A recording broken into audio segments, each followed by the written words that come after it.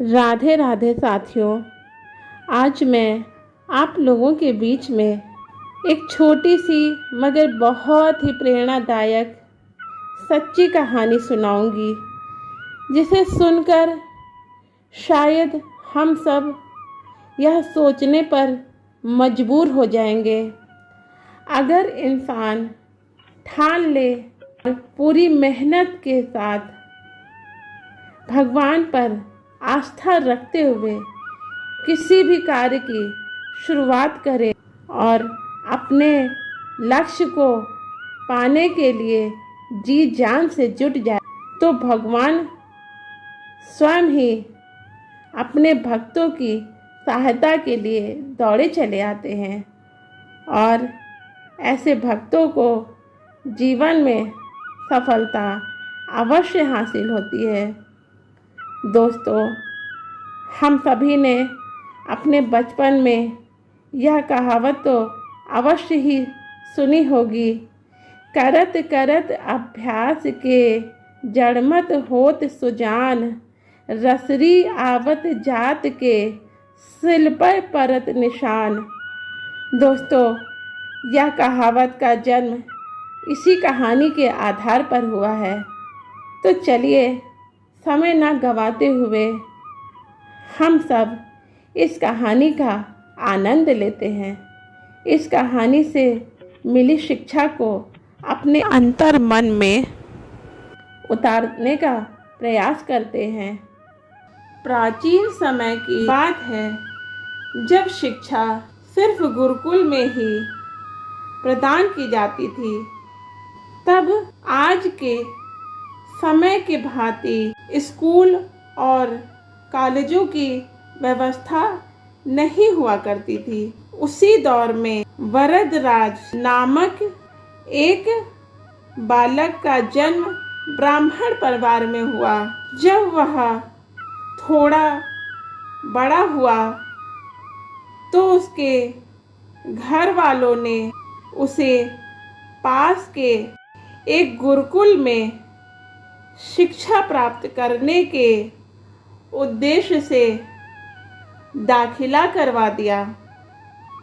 वरदराज यूँ तो एक होशियार बालक था।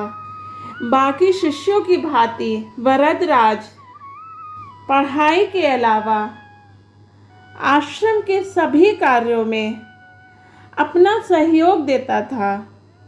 शिक्षा के अलावा वरदराज आश्रम की देखभाल भी क्या करता था, परंतु पढ़ाई में उसका मन नहीं लगता था। गुरुवर के तमाम प्रयासों के बावजूद भी वरदराज बाकी शिष्यों की अपेक्षा पढ़ाई में बहुत ही पिछड़ा रहा। कई अवसरों पर तो उसे कारण उपहास का सामना भी करना पड़ता था। आश्रम में रहने वाले अन्य शिष्य उसका बहुत ही उपहास किया करते थे, परंतु वरदराज इसका बुरा नहीं मानता था। इसी तरह कई वर्ष बीत गए, पर वरदराज शिक्षा ग्रहण ही नहीं कर पाया और पिछड़ता ही चला गया।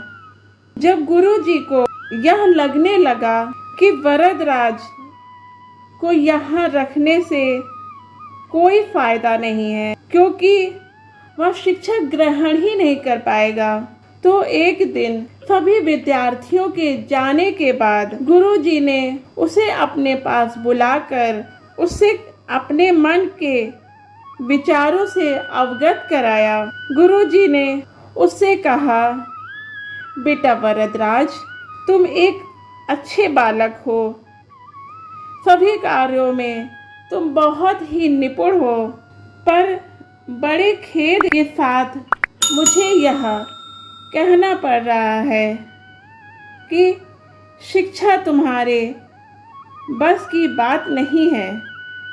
इसलिए मेरा यह कहा मानो, तुम आज ही अपने घर को वापस लौट जाओ और वहाँ जाकर अपने परिवार वालों का खेती वह अन्य कार्यों में हाथ बटाओ, क्योंकि यहाँ रहकर समय व्यर्थ करने से कोई लाभ नहीं। गुरु जी के मुख से ऐसे वचनों को सुनकर वरदराज को बड़ा आघात पहुंचा। उसे इस बात का बहुत दुख हुआ कि अब वह शिक्षा ग्रहण नहीं कर पाएगा, पर गुरु जी के आदेशानुसार वह उनकी आज्ञा लेकर आश्रम से अपने गांव जाने के लिए निकल पड़ा। रास्ते में चलते चलते उसे थकान महसूस होने लगी, तो वह थक कर एक पेड़ के पास बैठ गया। थोड़ी देर वहाँ विश्राम करने के बाद फिर वहाँ से अपने गंतव्य पर पहुँचने के लिए निकल पड़ा। रास्ते में कुएं के पास कुछ स्त्रियां कुएं से पानी निकालते हुए दिखाई पड़ी। प्यास का अनुभव होने के कारण वह पानी पीने के लिए कुएं के पास पहुंच गया। कुएं के पास पहुंचते ही उसकी दृष्टि कुएं के उस गोल चार दीवारी पर पड़ी। उसने देखा कि चार दीवारी के बड़े से पत्थर पर रस्सी का काला काला निशान पड़ा हुआ है। इतने में इतने बड़े विशालकाय पत्थर पर काला निशान देखकर वरदराज को गहरा आश्चर्य हुआ कि आखिर इस पत्थर पर कोई ऐसा निशान किस प्रकार बना सकता है। इसी उधेड़-बुन में वह कुएं के पास खड़ी हुई स्त्री के पास पहुंचा और उसे अपनी समस्या से अवगत कराया।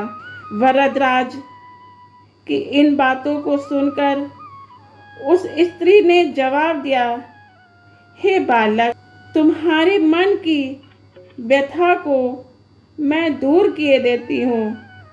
दरअसल यह जो निशान तुम पत्थर पर पड़ा हुआ देख रहे हो, यह किसी मनुष्य द्वारा बनाया गया नहीं है, अपितु निरंतर इस कुएं के प्रयोग से रस्सी द्वारा इस कुएं से पानी निकाले जाने के कारण इस पत्थर पर बन गया है। जब जब वह रस्सी कुएं के अंदर जाती है तो यह पत्थर को छूते हुए अंदर जाती है, जिस कारण उस पत्थर पर उसकी काफ़ी गहरी छाप आ जाती है और निरंतर कई वर्षों से यह क्रम चला ही आ रहा है। इसी कारण ऐसे निरंतर अंदर जाने और बाहर आने से कई वर्षों में यह निशान उत्पन्न हो गया है। उस स्त्री का जवाब सुनकर वरदराज सोच में पड़ गया। उसने सोचा कि जब एक नाजुक रस्सी के निरंतर प्रयास से उस विशालकाय पत्थर पर निशान बनाया जा सकता है, तो यदि वह निरंतर शिक्षा ग्रहण करने पर ध्यान दे और ईश्वर पर अपनी गहरी आस्था बनाए रखे, तो वह शिक्षा ग्रहण ही कर सकता है। जीवन में कुछ भी असंभव नहीं होता। उसके लिए निरंतर प्रयास किया जाना चाहिए। यह विचार मन में आते ही वह पुनः गुरुकुल की ओर चल पड़ा। गुरुकुल पहुंचते ही वह अपने गुरु के चरणों में गिर पड़ा और उनसे प्रार्थना की, हे गुरुवर, मुझे शिक्षा ग्रहण करने का एक और मौका दे दीजिए। इस बार मैं आपको निराश नहीं करूँगा। उसकी इन बातों को सुनकर गुरुजी को भी उसके ऊपर दया आ गई और उन्होंने उसे दूसरा मौका देने का निश्चय किया। मिले मौके से इस बार वरदराज ने खूब जी जान लगाकर पढ़ाई लिखाई की। उसने दिन रात निरंतर अथक प्रयासों से कई वर्षों की मेहनत का उसे अनुकूल फल प्राप्त हुआ।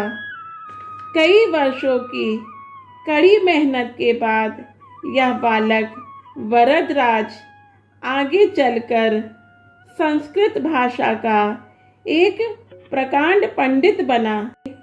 उसने बहुत सारी संस्कृत भाषा की रचनाओं का सृजन किया, जिन्हें आज भी हमारे स्कूल और कॉलेजों में पढ़ाया जाता है।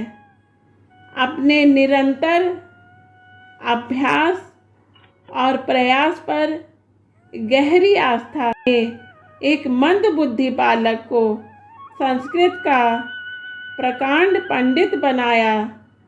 तो दोस्तों, असंभव तो जीवन में कुछ भी नहीं है। बस हमारे प्रयासों में ही कहीं ना कहीं कमी रह जाती है। मेरे प्यारे दोस्तों, इस कहानी से हमें यह शिक्षा मिलती है, अभ्यास की शक्ति का कहना ही क्या है। यह आपके हर सपने को पूरा करेगी। नित्य अभ्यास बहुत ज़रूरी है, चाहे वो खेल में हो या पढ़ाई में हो या किसी और चीज़ में। बिना अभ्यास के आप सफल नहीं हो सकते। अगर आप सिर्फ किस्मत के भरोसे बैठे रहोगे तो आपको अंत में पछतावे के सिवा कुछ भी हाथ नहीं लगेगा।